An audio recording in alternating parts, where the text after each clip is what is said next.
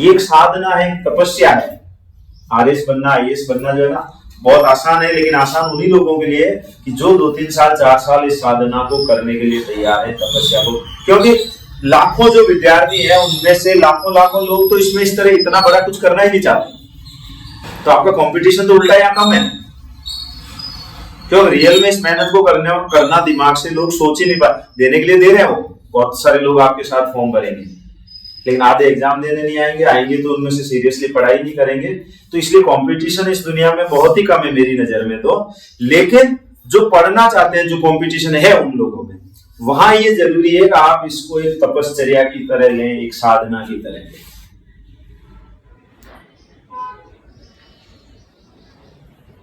तो साधना का मतलब ये आपको, जैसे वो कहानी पढ़ते थे ना उस किस की अर्जुन की, वो उसको वो तेल के कढ़ाई में भी उसकी आंख दिखाई देती थी मछली, किसी को पेड़ दिखाई दे रहा था, किसी को मछली दिखाई दे रही थी। उसको जब पूछा गया तो उसने क्या जवाब दिया कि मुझे सिर्फ मछली की आंख दिखाई देती। तो आपको भी अगर सिर्फ और सिर्फ ये चीज दिखाई देती है कि मुझे आरएस आईएएस के हिसाब से पूरा जीवन सेट करना अगले 3-4 साल, वही माहौल चाहिए, वैसे ही आसपास लोग होने चाहिए, वैसा ही मेरा मटेरियल, पढ़ने की चीजें वैसे ही दोस्त, वैसे ही बातचीत, सब कुछ उसके हिसाब से सेट कर लीजिए। तो आप देखना 3 साल 4 साल बाद ये जरा सी चुटकियों वाली बात हो जाएगी। तो पहले अपने आप को उस चीज के लिए साथ साथ प्रिपेयर करिए। अगर आप नहीं कर पाए तो ये चीज नहीं होने वाली। फिर सेकंड चीज है, अगर इधर हम ध्यान दें तो पहली चीज आती है सिलेबस।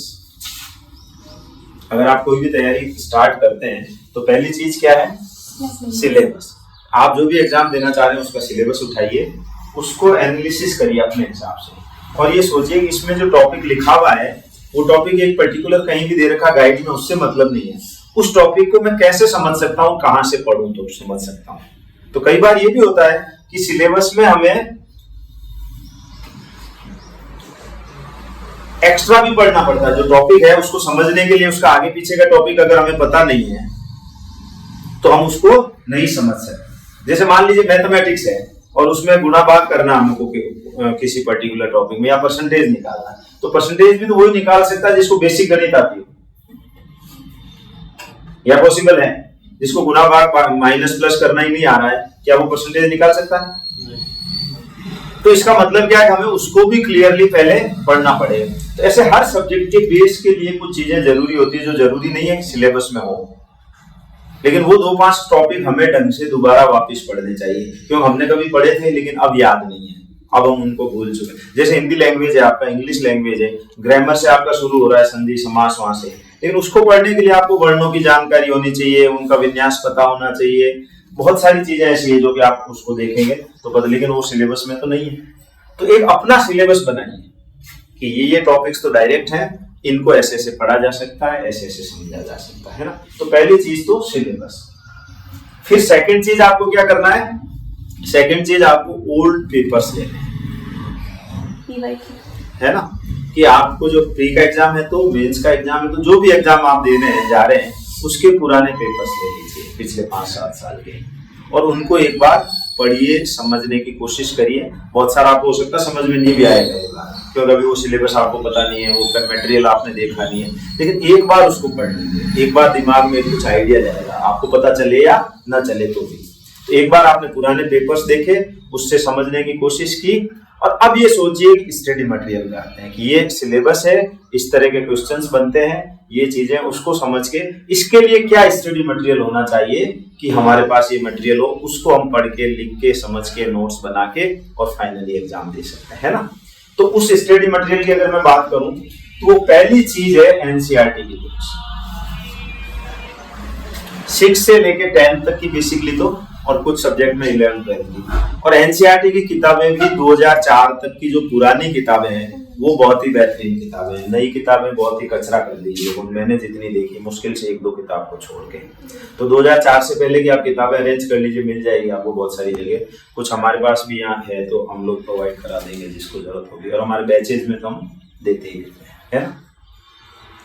तो एनसीईआरटी की किताबें पहली चीज हुई। एनसीईआरटी की किताबें क्यों कह रहा हूं? क्योंकि देखिए जो नोट्स बनते हैं या गाइड छापी जाती है तो गाइड में कट कॉपी पेस्ट है बहुत सारी किताबों से, आधा कचरा दिया जा रहा है आपको। लेकिन उन किताबों में क्या है कि एक सक्सेसिव वे में 6, 7, 8 में एक छोटी चीज बेसिक से शुरू करके आपको समझाते हुए चल। एनसीईआरटी की जो किताब लिखी जा रही है वो इंसान लिख रहा है जो सब्जेक्ट का टीचर है, स्टूडेंट रहा है 10-20 साल से, उसको पढ़ रहा है, समझ रहा है, उसी का ही मास्टर है वो आदमी। अब वो 1-2 चैप्टर उस किताब के लिख रहा है और उसको पता है कि ये किताब मैं 7th के लिए लिख रहा हूं या 9th के लिए लिख रहा हूं, तो उन बच्चों को वो समझ में आ सके, उस एंगल से लिख रहा है उस बात को, तो आपको आसानी से समझ में आ जाएगी। और वहां जो लिख रहे हैं इसमें जो आगे की किताबें जो गाइड्स आप पढ़ रहे हैं, तो उनमें क्या हो रहा है, एडवांस लैंग्वेज में सी, और फिर कट कॉपी पेस्ट, 1 लाइन वो 2 लाइन वो, कहीं का कहीं आप देखते हैं। अगर आपने पढ़ा हो इन दिनों आप पता करिए, एक ही चैप्टर को आप एनसीईआरटी की किसी किताब से पढ़ के देखिए और उसको आप गाइड से पढ़ के देखिए, आपको खुद को फर्क पता चलेगा कि क्या फर्क है, और वो फर्क ही वास्तव में फर्क लाएगा। तो एनसीईआरटी की किताबें आप ले, बेसिक पहली चीज। फिर आती है कि उसके बाद जो कॉलेज में किताबें चलती है तो वहां से भी हम कुछ किताबें काम की होती है वो निकाल सकते हैं। फिर होती है कुछ बुक्स जो रेफरेंस के लिए होती है कि पर्टिकुलर एक टॉपिक कहीं क्लियर नहीं हो रहा है इन भी किताबों से, तो हम रेफरेंस में उस किताब से कोई पर्टिकुलर टॉपिक, कोई एरिया छांट के उसमें से हम पढ़ सकते हैं, तब जाके एक टॉपिक कंप्लीट होता है। अब क्या होता है कि कोई भी एक टॉपिक है, मान लीजिए सिंधु घाटी सभ्यता है या कोशिका है या साइंस का कोई भी चैप्टर हम उठाए जो कि हमारे कोर्स में, तो 6ठी 7वीं की किताब में लिखा हुआ तो बिल्कुल ही छोटी जानकारी होगी, बहुत समझा के लिखा होगा, फैक्ट्स बहुत कम होंगे, तो आपकी एक आउटर लाइन बन जाएगी उसके बारे में। फिर आप देखेंगे वही चैप्टर 8th या 9th में फिर आ रहा है, तो थोड़ा उसको एलिब्रेट किया जाएगा, थोड़ा बड़ा किया जाएगा, तो वो जो आपने सीखा समझा उसमें कुछ ऐड करेगा, कुछ इंफॉर्मेशन बढ़ेगी, कुछ और समझेगा, फिर आपको वही 11th 12th, तो आप इस तरह पढ़ते जाएंगे तो आपको समझ में भी आसानी से आएगा, और जब 2-3 बार पढ़ के आप उस एक चीज को समझ लेंगे तो वो याद होने में भी आसानी हो जाएगी। फिर जब आप फाइनली पढ़ लेते हैं 3-4 जगह से उन किताबों से, तो इस 3-4 रीडिंग के बाद आप वहां पहुंच सकते हैं कि अब आप अपने नोट्स बना लें। और नोट्स का मतलब ये हो गया कि जो आपने बड़ा पढ़ा है, एक ही चैप्टर पे, एक ही टॉपिक पे आपने 5, 7, 10 पेज पढ़े, 15 पेज पढ़े, अब उसको इस तरह छांट के आप लिख लें नोट्स के रूप में, सूत्रों के रूप में छोटे, कि उसको देख के वो पूरी बड़ी पिक्चर आपको याद आ जाए। नोट्स का मतलब ये होता है, नोट्स का मतलब ये नहीं उसमें कुछ भी कुछ छोटा मोटा काट के लिख दिया, आपने इस तरह लिखा कि आपको पूरा का पूरा बड़ा वो चीज आपको पूरा ध्यान आ गया। तो उसको जब रिवाइज करें तो वो बड़ी पिक्चर आपको फिर से क्लियर हो जाए। तो इस तरह आप स्टडी मटेरियल पे, बेसिक मटेरियल पे जाएं, ऑथेंटिक मटेरियल पे जाएं, ओरिजिनल मटेरियल पे जाएं, ना कि सेकंड हैंड मटेरियल पे, ना कि कॉपी पेस्ट पे। क्लियर? फिर आपको क्या करना चाहिए, इस पे रीडिंग पे आना चाहिए, इसको पढ़े कैसे, हाउ टू स्टडी। तो वो चीज अब यहाँ बहुत ज्यादा बताई नहीं जा सकती, वो हम बैचेज में समझाते हैं। मैं तो जो काम करता हूँ बेसिकली बड़ा काम ही उस पर करता हूँ। पढ़ाई तो एक बहाना है, अगर आपने पढ़ना सीख लिया तो फिर सारा काम हो जाए। तो उसको हम कैसे पढ़ें, तो मैं एक एक चैप्टर पढ़ लिख के यहाँ समझाता हूँ, उससे आपको क्लियर होता है इस तरह पढ़ना हमें घर जाके भी, ये हमारा तरीका होना चाहिए। तो जब आप पढ़ना सीख जाते हैं, समझना सीख जाते, 1-2 रीडिंग तो सिर्फ इसलिए होनी चाहिए कि हम समझ लें सिर्फ उसको। इस बात से हमें कोई मतलब नहीं होना चाहिए कि हमें याद रहेगा या नहीं रहेगा, या याद करना है या कोई एग्जाम देना है, इस बात को दिमाग से निकाल देना है। सिर्फ इसलिए पढ़ना है कि इसको हम समझे तो सही ये कहना कहता है। फिर 3री-4थी रीडिंग में आप जब समझ जाते हैं, क्लियर हो जाते हैं, नोट्स बनाते हैं, तो 3-4 बार जब एक ही टॉपिक पे आप मेहनत कर चुके होते हैं, और बेसिकली अगर आप में से ठीक ठाक नंबर किसी के आते रहे हो 10वीं 11वीं 12वीं में, तो हमारा पढ़ने का तरीका लगभग वही होता है। 10वीं 11वीं हमने एक चैप्टर को पहले भी पढ़ लिया, फिर कोई टेस्ट दिया उसके लिए पढ़ लिया, हाफ ईयरली एग्जाम के लिए पढ़ लिया, होमवर्क भी कर लिया, कॉलेज में आके हम ये सब चीजें छोड़ दें। तो इस तरह जब तक आप नोट्स बनाते हैं तब तक 3-4-5 बार रीड कर चुके होते हैं, बहुत कुछ तो याद हो ही चुका होता है। फिर आप नोट्स को जो है पढ़ते हैं 1-2 बार और अच्छे से याद हो जाता है, फिर एग्जाम में कोई चीज आपसे छूटती नहीं। तो इस तरह आप स्टडी मटेरियल है। फिर नोट्स बनाना भी एक बहुत बड़ी कला है, वो भी हम लोग यहाँ सिखाते हैं। उसके बाद जब आपने नोट्स बना लिए तो आता है कि रिवीजन पैटर्न। रिवीजन अपने आप में बहुत इंपॉर्टेंट चीज है। बेसिकली 99.99% होते हैं जो इस बात के लिए गड़बड़ कर जाते हैं, वो रिवीजन में फेल हो जाते हैं। रिवीजन कोई करता ही नहीं, इसलिए होता है आज कुछ पढ़ा, कल कुछ पढ़ा, आगे कुछ पढ़ा और वो चलता रहा। रिवीजन का पैटर्न होना बहुत जरूरी है। आप पढ़िए मत, छोड़ दीजिए, इससे अच्छा का आप ना पढ़े।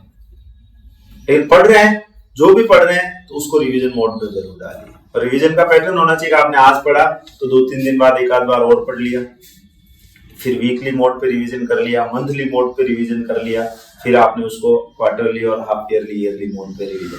तो रिवीजन पे आप 3-4 स्टेप पे रिवीजन बना के डालिए, वरना आपका वो जो आज आपने पढ़ा 12 महीने बाद दोबारा देखेंगे, 6 महीने बाद दोबारा, तो नया हो जाएगा वो तो बिल्कुल ही। तो रिवाइज नहीं किया तो सारा खेल। तो रिवीजन के 3-4 स्टेप बना के एक पैटर्न जरूर बनाइएगा। उसके बाद आता है कि इवोल्यूशन, आप जांचें कि आप क्या कर रहे हैं। इसके लिए जरूरी है आपका रेगुलर टेस्ट। हम उसमें भी पार्टिसिपेट नहीं करते।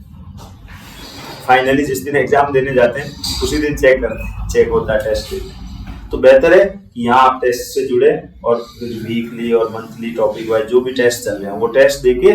तो टेस्ट देने से क्या होता है, एक तो आपको पता चलता है, आपका मूल्यांकन होता है, और उससे ज्यादा ये हो जाता है हमारे अंदर बहुत सारी कभी डर होता है टेस्ट का, वो निकल जाता है। कुछ हम यूं ही गलतियां कर देते हैं अपने हैबिचुअल पैटर्न्स की वजह से, तो वो गलतियां धीरे धीरे दूर हो जाती है। और जिस दिन हम फाइनली टेस्ट देने जाते हैं, एग्जाम देने जाते हैं, फाइनल एग्जाम, तब तक वो सारी कमियां हमसे दूर होके, और हम उस माइनस मार्किंग होती है तो हम बहुत सारे जो है गलत आंसर भी करके आ जाते हैं, क्योंकि वहां सब सही लगने लग जाते हैं। तो उन सब से हम दूर हो जाते हैं इस प्रक्रिया से गुजर।